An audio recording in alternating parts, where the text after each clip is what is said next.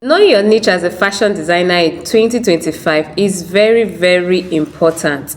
So, how do you know your niche as a fashion designer or an upcoming fashion designer? Many a times, most of the people that we taught how to cut even their first skirt or their first top are more successful than us in the fashion industry. I'm sure that's highly relatable, right? Reminding you of when you showed somebody what to write in exam hall and then the person ends up passing, and most times the teachers goes as far as writing copied from that can be painful. So bringing us back to the essence of the game, knowing your niche as a fashion designer is, what is that thing you love doing? What is that thing that drives you in the fashion world? What is that thing that when they wake you up from sleep you can easily do? Or what is that thing that made you pack your bag and say, no, I want to be a fashion designer? Most of the times, majority of us pack our bags and go and learn fashion designing with the essence of making bridal wears. But when you enter, you tend to love streetwears and other sides of fashion. Now that's your niche. Sometimes you don't know your niche, but what is that thing that customers keep coming back to you for? Yes. That's a big expo.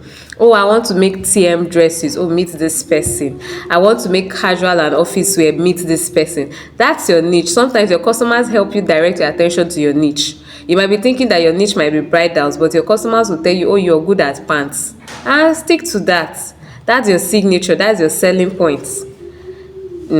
So now I'm going to mention the different types of niche so that you can look at it and say, oh, I could decide to pick this. Now the first on my list is the ready to wear.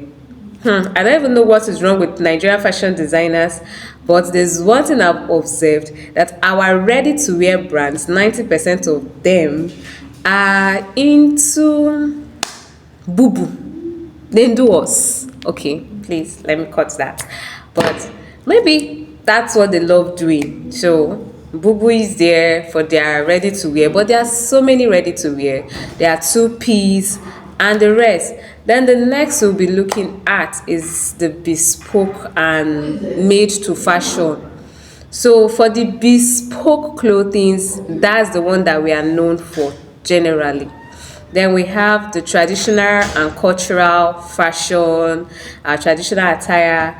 I remember, okay, permit me to talk about this. I remember doing a little research. I needed some of this our Efik comb, and I met a princess in Odupane, and she was now educating me on what the gold comb and the silver comb represents. So that was when I was like, so all of these things not just wearing them, or there is something. So there are people that pay details to traditional attire and what they mean. Most of these people end up in the lines of costumers for the Nollywood industry. Yes. So making that as a fashion niche is very interesting. And luxury and high fashion, luxury or nothing. Those luxury and high fashion falls under bridal. In short, luxury and high fashion is broad. All of these, even ready to wear, can still fall under luxury. So the next one is streetwears. Some people just love streetwear. They just want to be comfortable. They want their clients or their customers to be comfortable. They are not ready to contour anything. They just want to sew, carry it and wear. When you wear, the highest complaint you should have is the neck is too big, and they can easily adjust it for you. Quite funny, right? But yes, that's, and then we have the corporate and office wears.